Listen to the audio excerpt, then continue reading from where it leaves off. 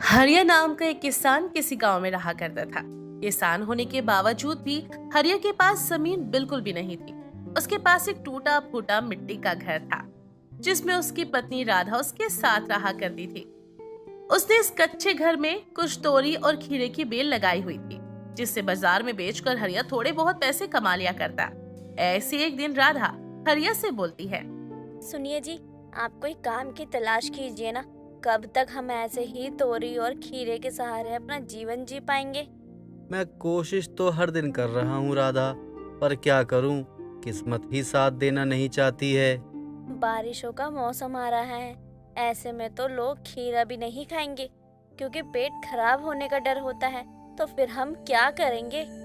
राधा, तुम चिंता मत करो, मैं करता हूँ कुछ ना कुछ।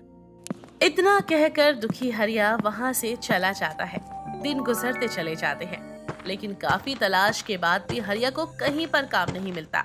ऐसी एक दिन मुझे लगता है राधा कि अब मुझे काम की तलाश के लिए गांव से शहर में जाना होगा, तभी कुछ बात बन पाएगी। शहर जाना होगा? लेकिन मैं यहाँ कैसे रहूंगी अकेले? तो फिर क्या करे राधा, ऐसे हाथ पर हाथ धर दे बैठे रहने से तो कुछ भी नहीं होगा ना। लेकिन शहर जाने की क्या जरूरत है? आप एक और बार कोशिश कीजिए ना। दोनों पति पत्नी आपस में बात ही कर रहे होते हैं कि तभी उनके घर के बाहर एक फटे हाल में बूढ़ी सी औरत आती है और कपकपाई हुई सी आवाज में बोलती है। कोई है क्या? कुछ खाने को दे दो, बड़ी भूख लगी है, कुछ तो दे दो।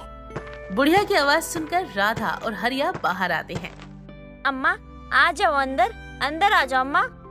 हाँ, अंदर आओ। सुनिए जरा, इधर आइए। आप बैठो अम्मा, मैं अभी आता हूँ। जी, घर में तो कुछ खाने के लिए है ही नहीं। मैं अम्मा को खाने के लिए क्या दूं?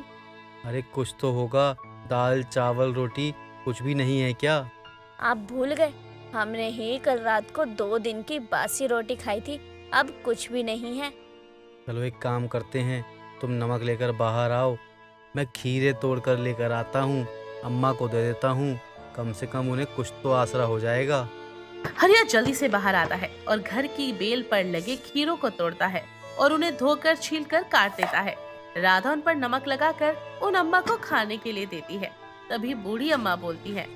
बड़े ही मीठे खीरे हैं बेटा, मजा आ गया खाकर। बड़े दिनों बाद किसी ने इतने प्यार से अपनेपन के साथ मुझे ये खीरे खिलाए हैं, वरना तो लोग मुझे भीख भी नहीं देते हैं। अरे वो लोग कम अकल होते हैं, उन्हें पता नहीं होता कि बड़ों का सम्मान कैसे करते हैं। आप पेट भर कर खाओ। जी, मेरी बीवी बिल्कुल सही कह रही है। खीरे खाकर अम्मा तो वहाँ से चली जाती है, लेकिन अगले ही दिन उसी समय अम्मा फिर से हरिया के घर पर आती है और खाना मांगती है। और आज भी हरिया के घर पर खाना नहीं था। हरिया और राधा मिलकर फिर से उस अम्मा को खीरे खिला देते हैं। ऐसे भी हर दिन अम्मा खीरे खाने आने लगती। एक दिन अम्मा नहीं आई और राधा हरिया से कहती है। जी, आज अम्मा नहीं आई, सब कुछ ठीक तो है ना? भगवान जाने, पता नहीं क्यों नहीं आई। एक काम करता हूँ, मैं जरा देख कर आता हूँ, क्या पता कहीं रास्ते में हो। हाँ ठीक है, आप जाकर देखो और उन्हें लेकर आओ। हरिया अम्मा को ढूंढते हुए घर से निकल जाते हैं और जंगल में पहुंच जाता है, जहां उसके कानों में एक आवाज आती है। आ गए हरिया तुम? कौन बोल रहा है?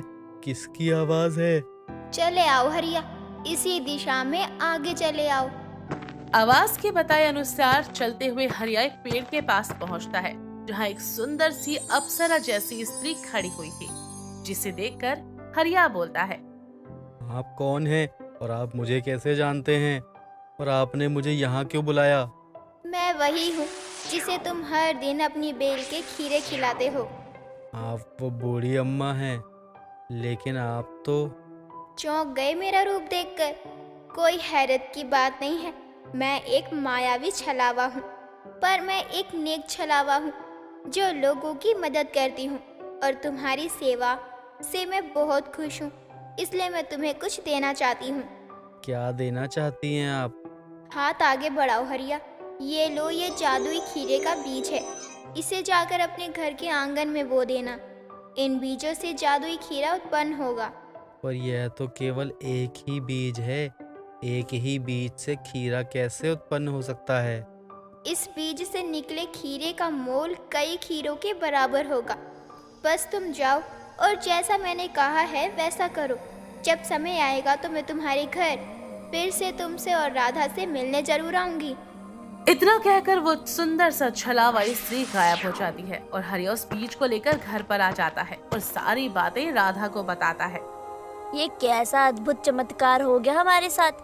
अब अगर उन्होंने बीज भेज दिया है तो हमें उनके कहे अनुसार इस बीज को बो देना चाहिए।